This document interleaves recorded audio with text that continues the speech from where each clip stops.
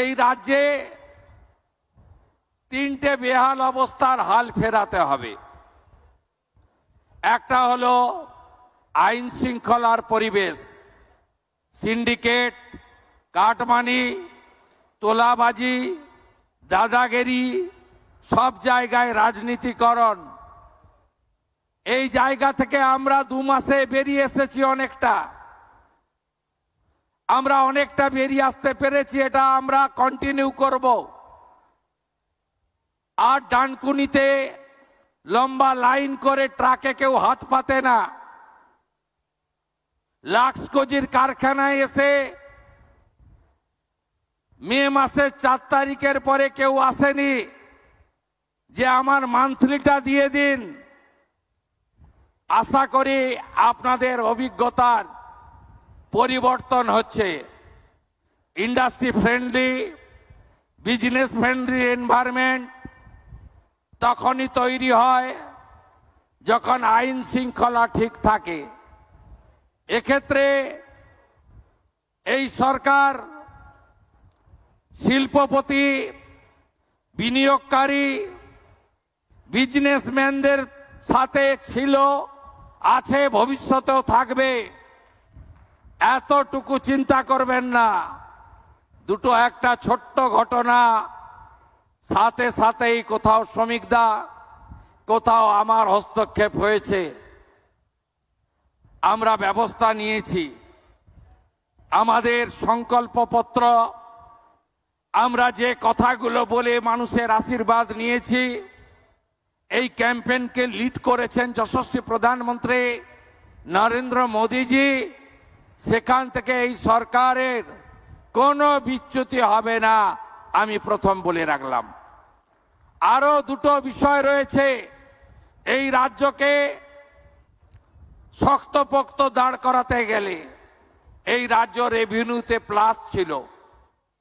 এই রাজ্য তামিলনাড়ুর থেকেও ভালো, গুজরাটের থেকেও ভালো অর্থনীতি ছিল।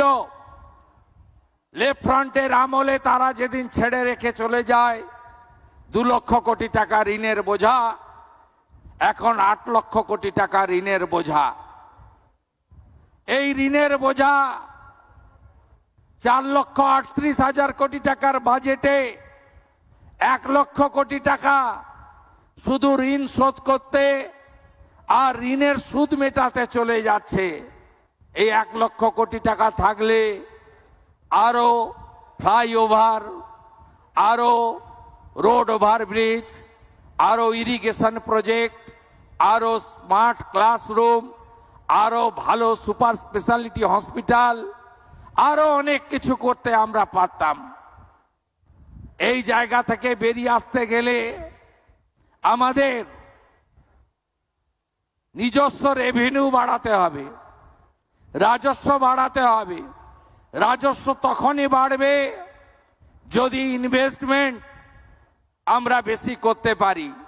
লাক্সকোজির এই কারখানায় শুধু 600 কোটি ইনভেস্ট হচ্ছে তা নয়, 9,000 জনের এমপ্লয়মেন্ট হচ্ছে তা নয়, 1,000 কোটি টাকা বছরে রেভিনিউ আর্নিং বাড়বে এই কারখানা তৈরি হলে।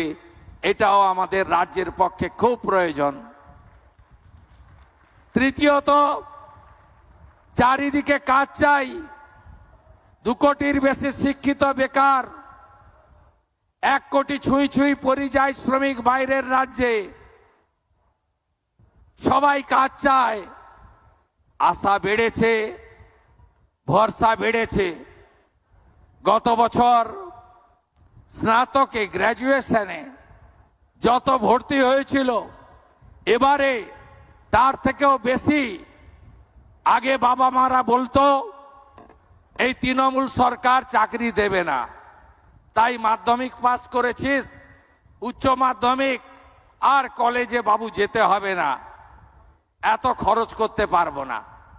আমরা এবারের অ্যাডমিশনে কলেজ ইউনিভার্সিটিতে অবাক হয়ে গেছি যে আজকে হাজার হাজার স্টুডেন্ট অ্যাডমিশন নিয়েছে।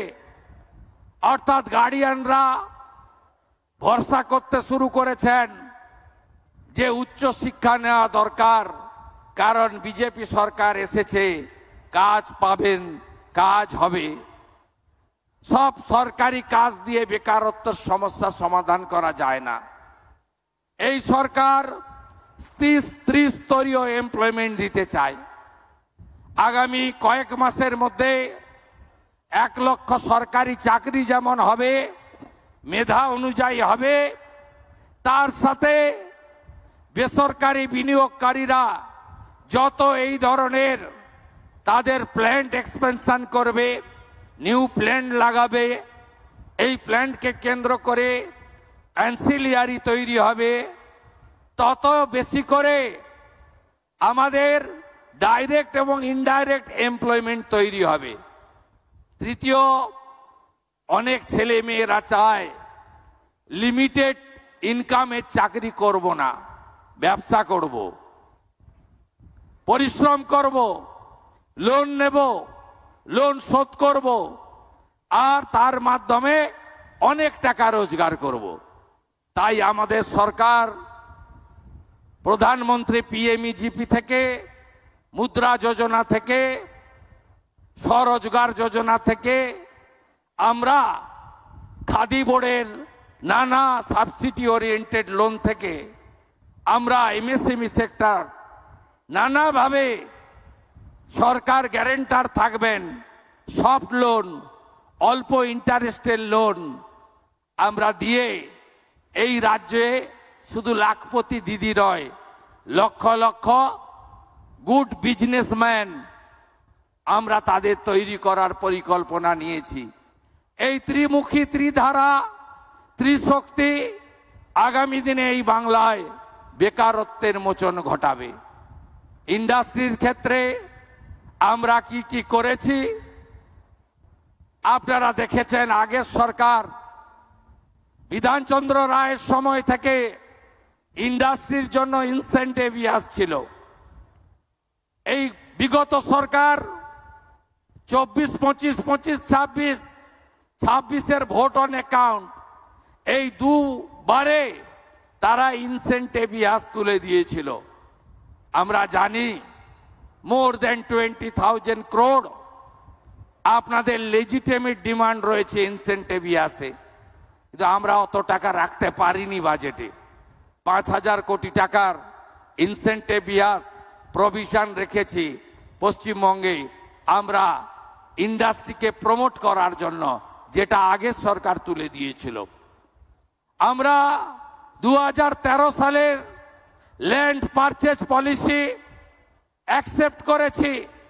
কোন industry land purchase direct purchase করে আমরা চাই না আর একটা নন্দীগ্রাম সিঙ্গুর হোক। আমরা ডাইরেক্ট ল্যান্ড পারচেজ পলিসি চালু করেছি, যে পলিসি দিয়ে আমরা বিএসএফ কে বর্ডারে ল্যান্ড দিচ্ছি, রেলকে জমি কিনে দিচ্ছি, এনএইচ কে জমি কিনে দিচ্ছি, নতুন এয়ারপোর্টের জমি কিনে দিচ্ছি। একইভাবে প্রাইভেট ইন্ডাস্ট্রিয়ালিস্ট যারা এই রাজ্যে বিনিয়োগ করতে চান, ল্যান্ড কোনো সমস্যা হবে না। আমরা ডাইরেক্ট ল্যান্ড পারচেজ স্কিমে আমরা আপনাদের ল্যান্ড পারচেজ করে হ্যান্ডওভার করব। ল্যান্ড সিলিং পলিসি একদম চেঞ্জ করে দেব। আর শুনে রাখুন আপনারা, 100 কোটি টাকার বেশি যারা ইনভেস্ট করবেন, কোন পঞ্চায়েত, পুরসভা, কর্পোরেশন, জেলা পরিষদ, পঞ্চায়েত সমিতি থেকে পারমিশন নিতে হবে না। যত গন্ডগোল ওইখানে, যত দাদাগিরি ওইখানে, যত হ্যারাসমেন্ট ওইখানে। যারা 100 কোটি টাকার বেশি ইনভেস্ট করবেন তাদের সেন্ট্রালি সিঙ্গেল উইন্ডো সিস্টেমে WBITDC, environment department, land department আপনাদের এনওসি লাইসেন্স দেবে। আপনারা এখানে ইনভেস্ট করুন।